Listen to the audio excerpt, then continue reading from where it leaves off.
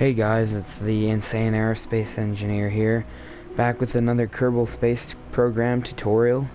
Today we're going to have a look at some basic orbital maneuvers, and I'm also going to show you how to use the context menus and a few other things, all the map buttons and all the maneuver node buttons and the resource display screens, so that you have a perfect understanding of how to work everything that is on your ship.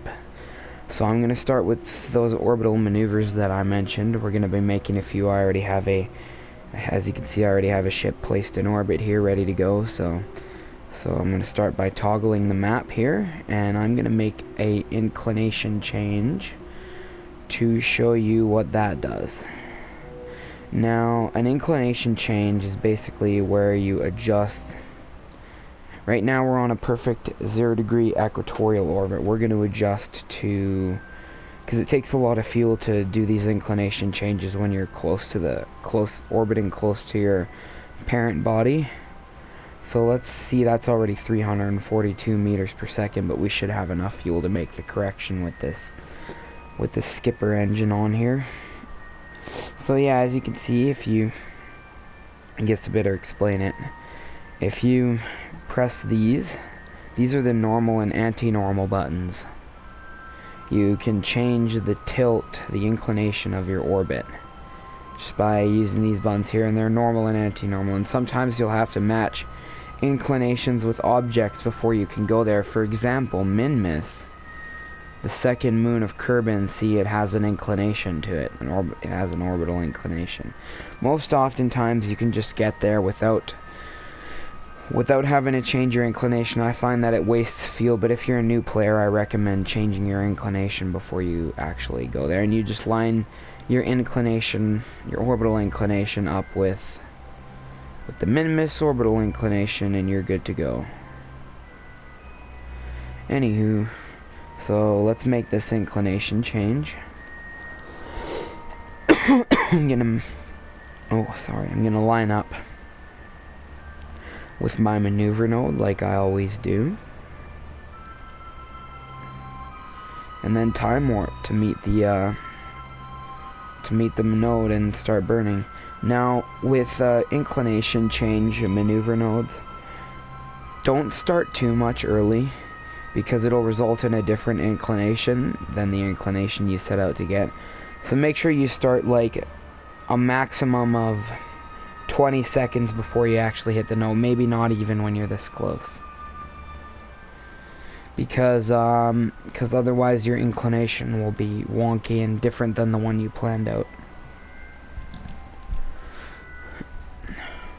I'm gonna cover a few more things too after this, like the radial and anti-radial buttons. You don't really use those unless you're doing course corrections on your way to another planet, so I can't really do much to show you when I'm in orbit around Kerbal without completely screwing my orbit up. Making our way there now. Slow down our time warp. I'm gonna start about 10 seconds before we hit the actual node, because we got 116 meters per second of burning to do. So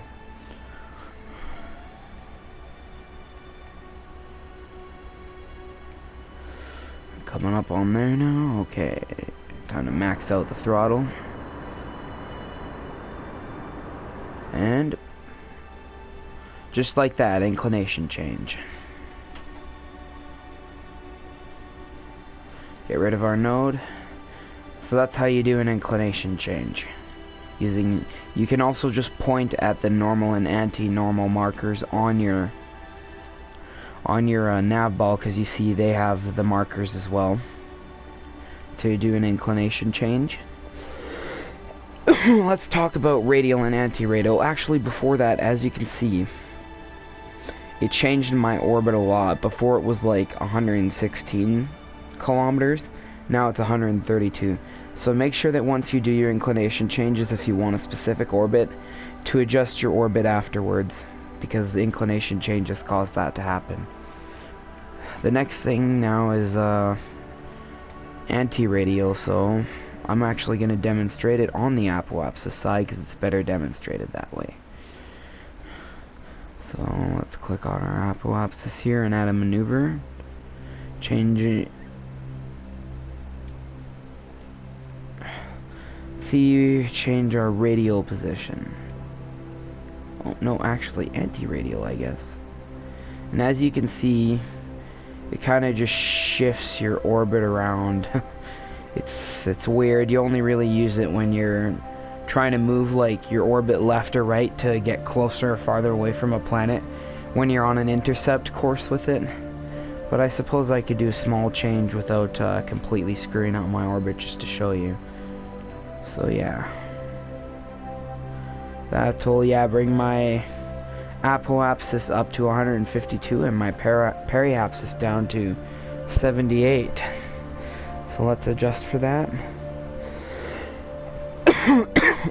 Oh man, sorry. Got this cough for some reason.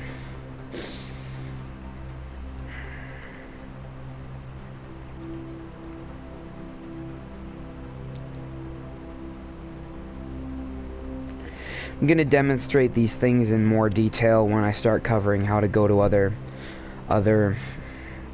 bodies. The next video I think I'm going to do is actually going to be a moon tutorial, because that's a pretty important step to actually learning how to play this game properly. So that's what's next up. Here we go for our next maneuver node.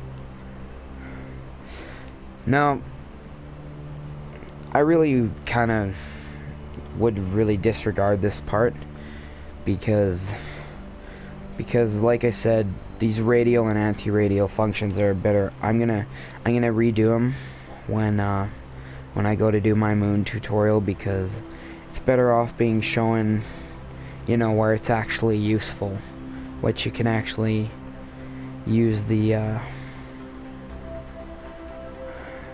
these nodes for.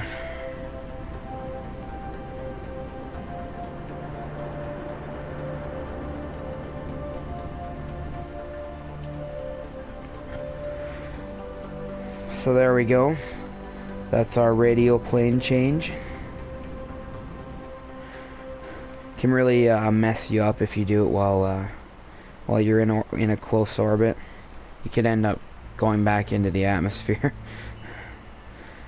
Because the changes, yeah, you can see it moved my orbit completely that way.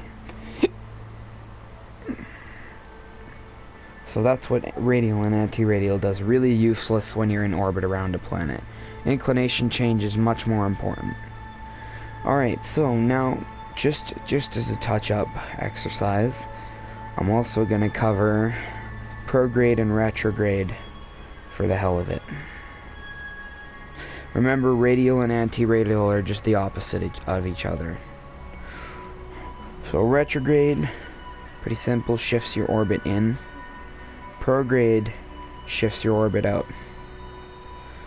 Because prograde is an increase of speed, retrograde is a decrease of speed, and prograde also marks the direction you're currently going. So let's adjust and we'll do a prograde burn. And remember, retrograde is just pretty much the opposite of this. The reason we're not pointing at the prograde marker right now is because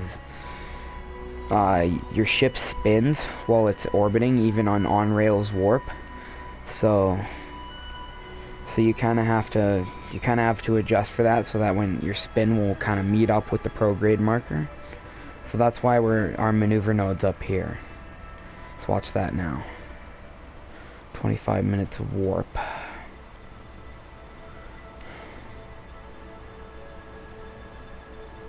Now the minimum safe distance to orbit around Kerbin, when you go to try this yourself, the minimum safe distance to orbit around Kerbin is 75,000 meters or 75 kilometers. Go any lower than that and the atmosphere will eventually drag you down. As a note. So these orbits that I'm in right now are relatively high. Oops, ooh, went over. Oh well. Burn. And just like that,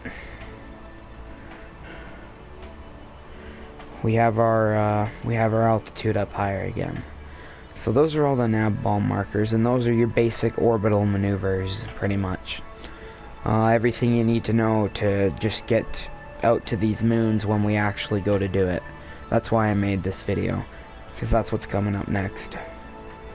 Alright, so let's go back and to look at the different map functions here.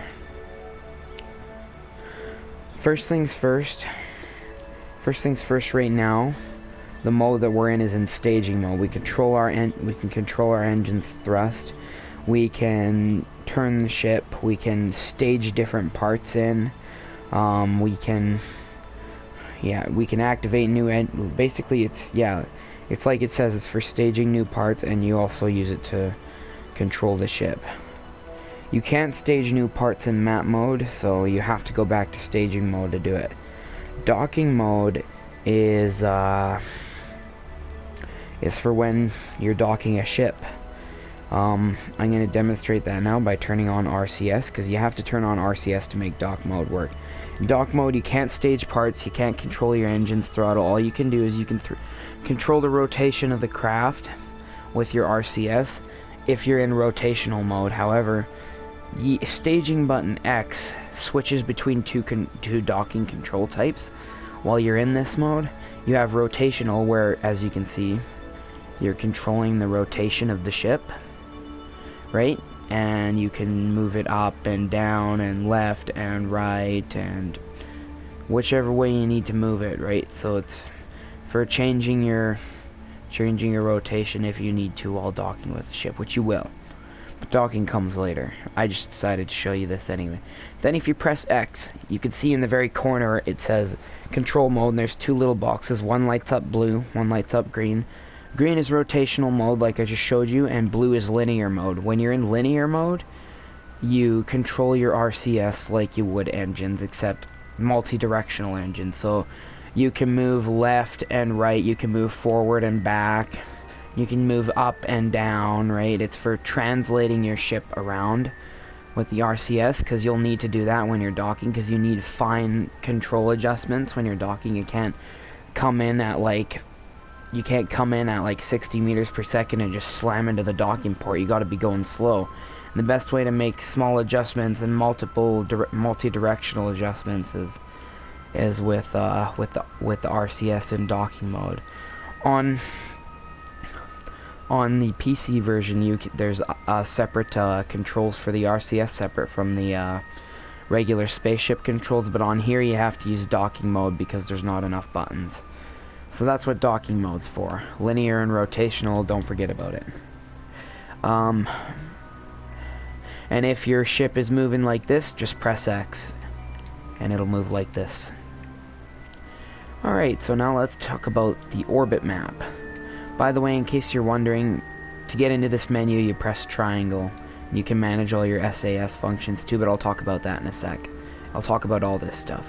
But let's talk about the map first. So in the map, pretty simple. If you press R1 and L1, you can scroll between bodies, have a look at them or whatever. And you can also have a look at your ships and stuff. You can set your focus to your ships, and if you want to set something as a target, like say the moon, you can do that. And then its orbital light up green, and that'll become your target, and it'll show your ascending and descending node.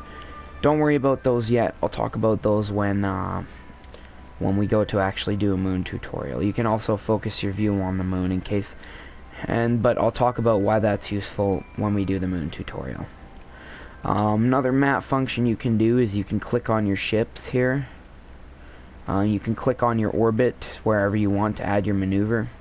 You know, some people I have seen have been saying that, you know, when I try to click on my orbit, it doesn't work. I can't click on my orbit. Well, there's a little blue dot that pops up on your orbit that indicates that you're highlighting it at that point, as you can see. Right? And if you click, you can click warp here, and then time warp will automatically warp you to that location, as you can see.